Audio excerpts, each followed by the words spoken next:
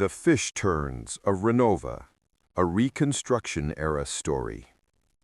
Chapter 1. Sunlight and the First Seed. Renova, South Carolina coast, spring 1866. The air tasted of salt and freshly turned earth, a flavor of freedom Liza Fish-Turns had waited 4 decades to savor. The sun beat down on the meager 10 acres of land she now called her own. It wasn't the fertile heartland of the old plantations, but marginal soil on the outskirts of Renova, a stubborn patch of scrub oak, pine needles, and hard-won dirt, grudgingly allocated by the Bureau of Refugees, Freedmen, and Abandoned Lands. To Liza, however, this plot was the equivalent of a king's domain.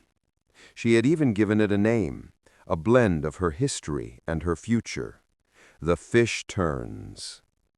Liza, 40 years old and built with the solid, enduring strength of a root cellar, drove the hoe into the ground.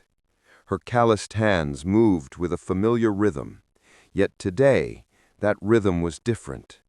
Every strike was not an obligation to a master, but an investment in her own soul.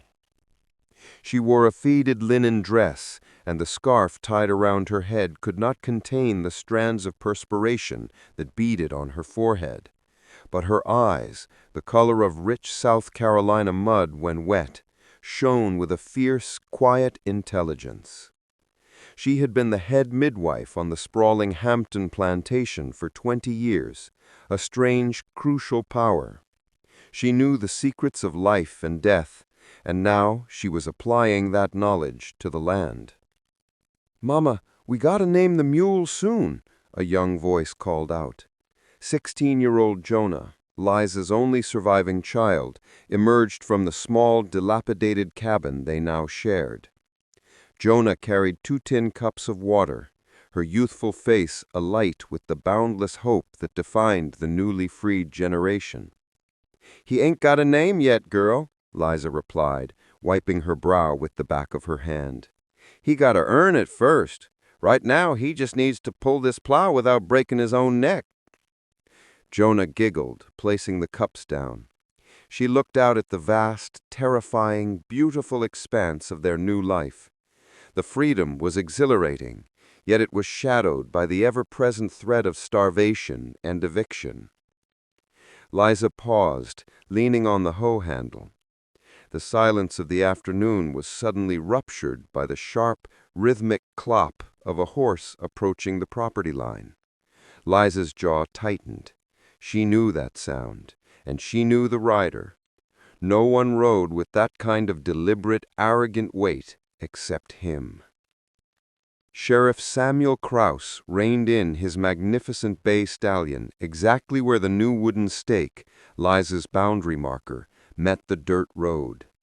Kraus was a man in his late 50s, his face perpetually set in a scowl of disappointed entitlement. Before the war, he had been Major Kraus, a middling planter whose ambition far outstripped his skill.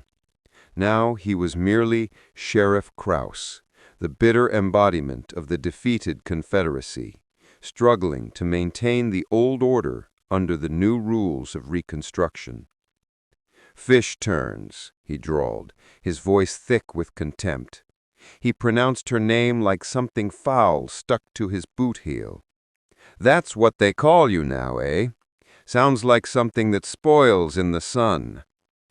Liza remained silent, meeting his glare. Jonah moved instantly to her mother's side. "You are trespassing, Sheriff," Liza stated, her voice low and steady. "This land is ours. I have the papers." Kraus scoffed, leaning forward in the saddle. "Papers? You think a piece of paper handed down by those carpet-bagging thieves up north means anything in Renova? That plot you're standing on, Fish-Turns, was surveyed as the southern border of my own family's property line for 70 years. It was only abandoned when those infernal Yankees confiscated it." He gestured vaguely